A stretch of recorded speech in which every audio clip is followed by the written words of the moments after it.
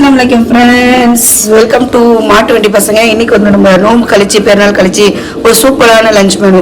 சூப்பரான லஞ்ச்னாலே நம்ம எல்லாமே நான்வெஜ், சிக்கனு, மட்டனு, பீஃப், இறால் இப்படி தான் நினச்சிட்டு இருக்கோம்.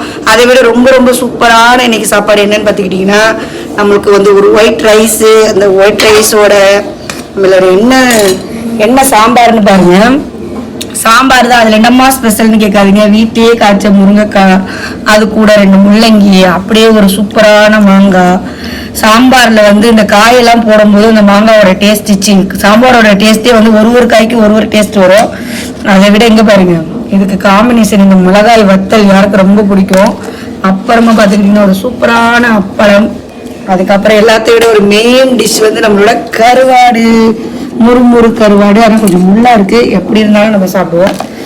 இதுதான் இன்னைக்கு நம்மளோட லஞ்ச் மெனு. ஆனால் வந்து இந்த மிளகாய் வத்தலுக்கு இருக்கிற டேஸ்ட் இருக்கு பாருங்க. யாருக்கெல்லாம் மிளகாய் வத்தல் பிடிக்கும், யாருக்கு என்னென்ன சாம்பார்லாம் பிடிக்கும், பயங்கரமா டெம்ப்டிங் ஆகுது. அதனால நம்ம ஃபர்ஸ்ட் சாப்பிட்டுட்டே பேசலாம்.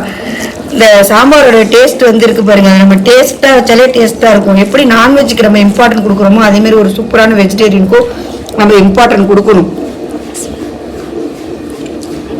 அதே மாதிரி வந்து வெயில் டைத்துல வந்து இந்த மாதிரி தண்ணி காய்கள்லாம் போட்டு நீங்கள் சமைச்சு கொடுத்தீங்கன்னா பிள்ளைங்களுக்குமே நல்லது, நம்மளுக்குமே நல்லது.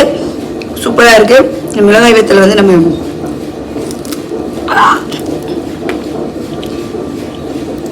டாடா பை பை, அஸ்ஸலாமு அலைக்கும்.